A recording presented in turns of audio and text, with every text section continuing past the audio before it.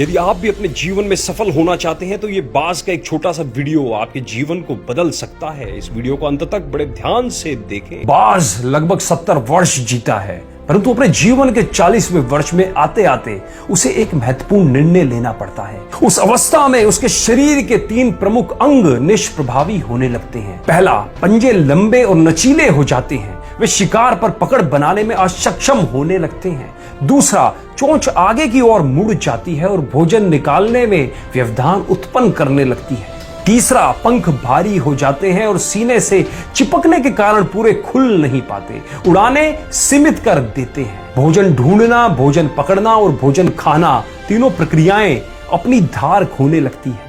उसके पास 3 ही विकल्प बचते हैं, या अपनी प्रवृत्ति छोड़ गिद्ध की तरह व्यक्त भोजन पर निर्वाह करे, या फिर स्वयं को पुनर्स्थापित करे आकाश के निर्द्वंद एकाधिपति के रूप में। जहां पहले 2 विकल्प सरल और त्वरित हैं, वहीं तीसरा अत्यंत पीड़ादायी और लंबा। बाज पीड़ा चुनता है और स्वयं को पुनर्स्थापित करता है। वह किसी ऊंचे पहाड़ पर जाता है, एकांत में अपना घोंसला वहां बनाता है और तब प्रारंभ करता है पूरी प्रक्रिया। सबसे पहले वह अपनी चोंच चट्टान पर मार मार कर तोड़ देता है। अपनी चोंच तोड़ने के अधिक पीड़ादायक कुछ भी नहीं पक्षी राज के लिए। तब वह प्रतीक्षा करता है चोंच के पुनः उग जाने की।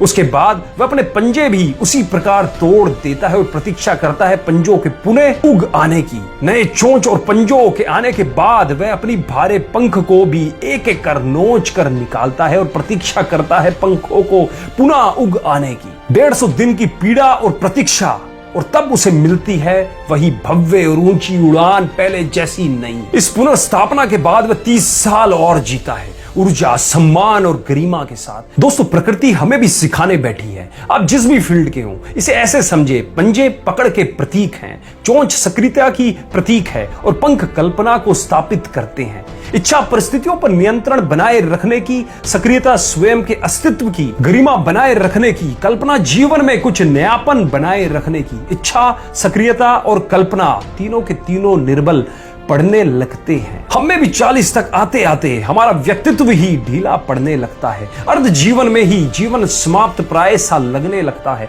उत्साह, आकांक्षा, ऊर्जा अधोगमी हो जाते हैं। आपने भी, जो भी मित्र शायद 40-45 के होंगे, आप भी महसूस कर रहे होंगे कि आपके जीवन में भी हताशा, निराशा, एक मतलब एक्साइटमेंट खत्म सी हो गई है। पर आपके पास भी कई विकल्प होते हैं, कुछ सरल और त्वरित, कुछ पीड़ादायी। हमें भी अपने जीवन की विवशता भरे अतील छिलेपन को त्याग कर नियंत्रण दिखाना होगा। बाज के पंजों की तरह हमें भी आलस्य उत्पन्न करने वाली वक्र मानसिकता को त्याग कर ऊर्जा, स्मित, सक्रियता दिखानी होगी। बाज की चोंच की तरह हमें भी भूतकाल में जकड़े अस्तित्व के भारीपन को त्याग कर कल्पना की उन्मुक्त उड़ाने भरनी होगी। बाज के पंखों की तरह 150 दिन ना सही तो 1 माह ही बिताया जाए स्वयं को पुनर्स्थापित करने में। जो शरीर और मन से चिपका हुआ है, उसे तोड़ने और नोचने में पीड़ा तो होगी, पर बाज जब उड़ने भरने को तैयार होंगे, इस बार उड़ाने और ऊंची होगी, अनुभव होगी, अंतर्गामी होगी, तो जीत तक जंग जारी रहेगी। इन बातों को भी हमेशा याद रखें। तू अपनी खूबियां ढूंढ, कमियां निकालने के लिए लोग है ना।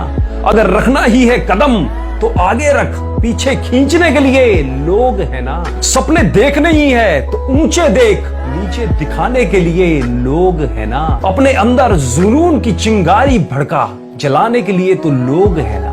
अगर बनानी है तो यादें बना, बातें बनाने के लिए तो लोग है ना। प्यार करना है तो खुद से भी कर, दुश्मनी करने के लिए तो लोग है ना।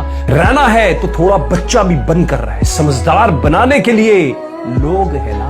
भरोसा रखना है तो खुद पर रख, शक करने के लिए तो लोग है ना। तू बस सवार ले खुद को, तू बस सवार ले खुद को, आईना दिखाने के लिए लोग है ना।